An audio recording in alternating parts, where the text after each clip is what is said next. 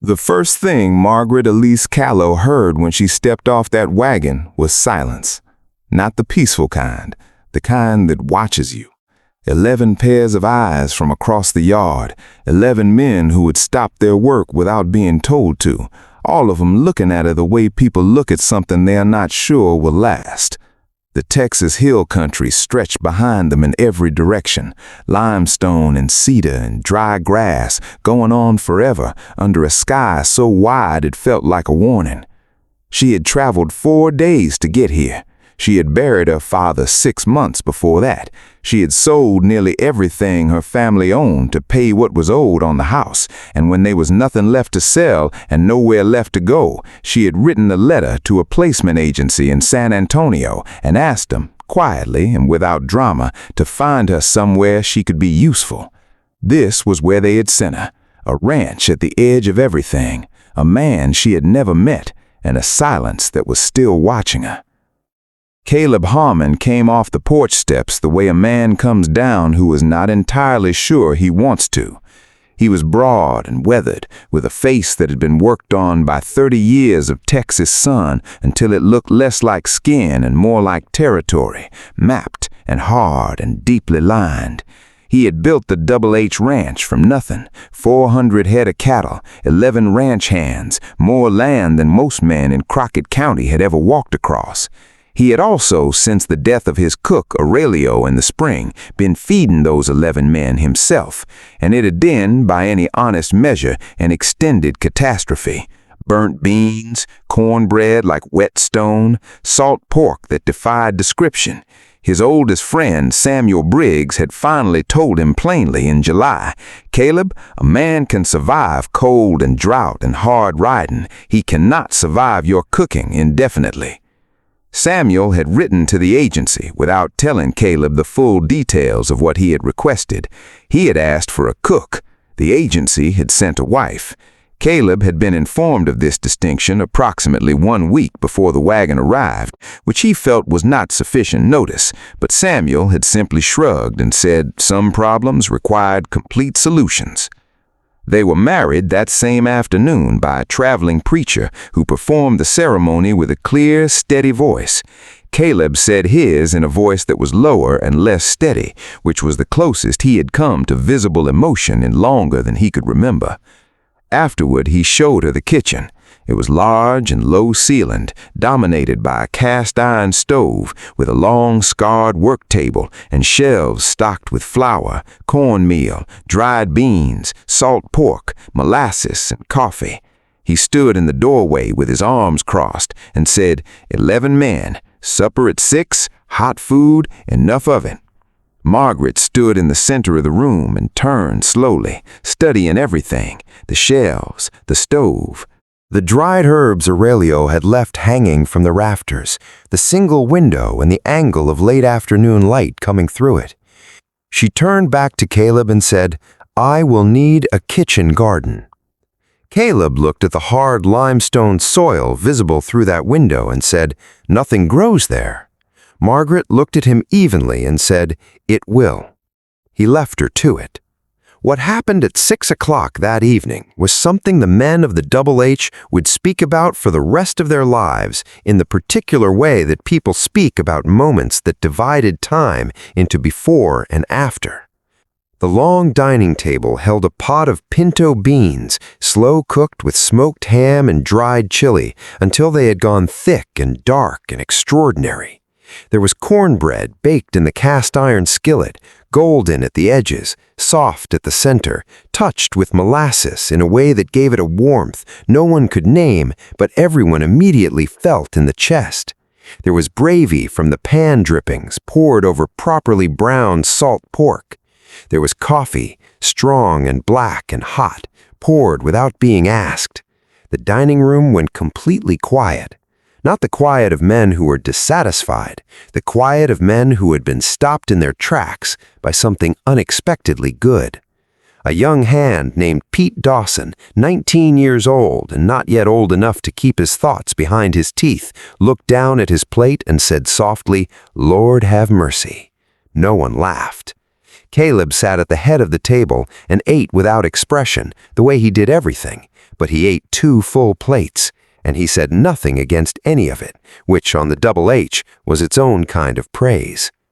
Margaret learned the ranch the way a careful woman learns difficult music, by listening before she played. She rose before dawn to have coffee ready when the hands came in from the bunkhouse. She packed midday meals into tin pails that went out to the far pastures, always with something beyond the expected: a boiled egg, a wedge of hard cheese, a small jar of wild peach preserves she put up herself from the trees along the creek.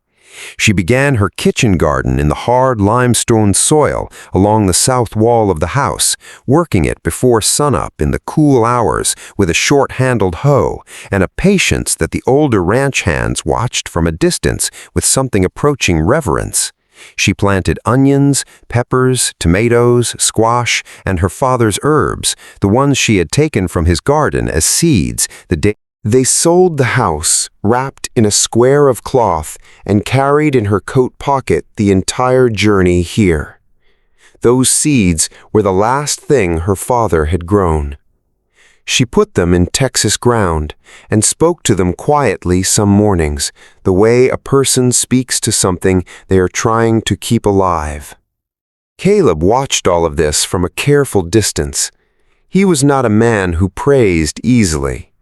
30 years of building alone had made certain parts of him rigid in the way that fence posts go rigid, functional, reliable, and no longer capable of bending. He noticed what Margaret did. He simply lacked the language for it, or perhaps had never believed the language was meant for him to use. He was not unkind. He was simply a man who had been alone so long that warmth had come to feel like a foreign country he had no map for. Margaret, who had grown up with a quiet father who showed love through action and rarely through words, understood this without needing it explained. She did not require his language. She simply kept working. The November norther came down from the panhandle overnight without much warning, dropping the temperature by morning until ice stood in the water troughs, and the wind had an edge that cut through canvas and leather and everything else. 3 hands came in from the north pasture in the early afternoon, barely functional, and among them was Gus Hartley, a 53-year-old man who had worked the Double H longer than anyone and who was now shaking so badly in the kitchen doorway that he could not work the buttons of his coat. Margaret had watched the weather turn from the window. She already had soup on the stove, beef and root vegetables in a broth that had been building depth for 2 hours, thick and dark and smelling of warmth itself. She sat Gus in the chair closest to the stove and put the bowl directly into his shaking hands before he had spoken a word, and she stood nearby without making a thing of it, refilling the bowl twice, talking to him quietly about small, ordinary things: the garden, the creek, the way the cedar trees looked silver in the ice, until the shaking finally stopped and color came back into the old man's face. Caleb came in from the barn and stood in the kitchen doorway and saw his wife standing over that stove in the gray winter light, and something moved in him that he had not felt in so long he almost did not recognize it. It felt like the moment a fire catches after you have been trying for a long time in the cold and wind. He turned and went back outside without speaking. But he stood in the barn for a while, with his hand on his horse's neck, not doing anything in particular.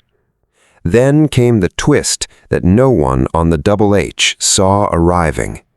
A rider came in the 3rd week of November with news that a young family 3 miles east, a man named Holt, his wife, and their 4 children, had lost everything to a fire that took their house in the night.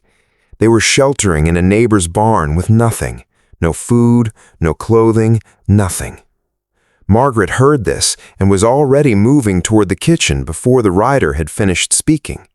She packed a wooden crate with dried beans, cornmeal, flour, salt, a smoked ham shank, 2 jars of peach preserves, every loaf of bread she had made that morning, a pot of soup still warm from the stove, and 2 wool blankets from the cedar chest in the bedroom. She tucked a handwritten note inside for the young mother, not advice, just kindness, written in her schoolteacher father's careful hand that she had inherited without knowing it. She asked Pete Dawson to hitch the wagon, and then she went back to the stove and began making supper again from what remained, which was considerably less than what she'd had an hour before, and she did it without a word of complaint or a single moment of hesitation. Caleb learned what had happened from Pete, not from Margaret, who mentioned it only briefly and practically over supper, as though it were a small logistical matter rather than an act of profound generosity made from their own stores without his permission. He sat very still when Pete told him. Then he put down his fork. Then he stood up from the table and walked outside onto the porch in the cold evening air and stood there for a long time looking out at the land. He thought about 30 years of building. He thought about what all of it was for. He thought about Gus Hartley's shaking hands wrapped around a bowl of soup. He thought about seeds carried in a coat pocket across 4 days of hard travel by a woman who had lost almost everything and still thought to bring her father's herbs. He stood there until the cold became uncomfortable, and then he stood there a while longer. When he finally came back inside, he walked into the kitchen where Margaret was washing the supper dishes alone, and he stood beside her at the basin, and he said, in a voice that was rougher than he intended, because he had not used it for this kind of thing in a long time, "What you did today for that family." He stopped. The words were difficult to rein. He tried again. "That took something." Margaret set down the dish she was holding and looked at him. His face was doing the hard, complicated work of a man with more feeling than vocabulary. She looked at him for a moment, and then she said, "This ranch has enough, Caleb." Enough can afford to be generous. He looked at her. Then he nodded. It was not everything, but it was the first stone of a bridge, and both of them knew it. One morning in early December, Margaret came into the kitchen before dawn and found something on the work table. It was a set of hand-drawn plans, careful, detailed, drawn in Caleb's blunt, precise hand for a root cellar to be built along the north side of the house. Deep, timber-lined, large enough to store a full winter's worth of preserves and vegetables. He had drawn it in the night, alone, without saying a word to her. There was no note, no explanation, just the plans. Margaret stood in the dark kitchen holding those papers for a long time. Then she set them down carefully, started the fire in the stove, and began making the morning coffee. When Caleb came in an hour later and saw the plans still on the table, he glanced at her. She looked at him. Neither of them said anything. But something had crossed between them in that silence that was more complete than most conversations. By the time spring returned to the Texas hill country and the bluebonnets came back in wide purple drifts across the limestone flats, the Double H was spoken of differently in Crockett County. Men who came to do business with Caleb Harmon found reasons to arrive near supper time. Ranch hands on neighboring spreads talked openly about what a meal at the Double H meant. The kitchen garden along the south wall had expanded and deepened, and her father's herbs grew there now in the Texas soil, green and persistent and alive. Caleb had built the root cellar exactly as he had drawn it.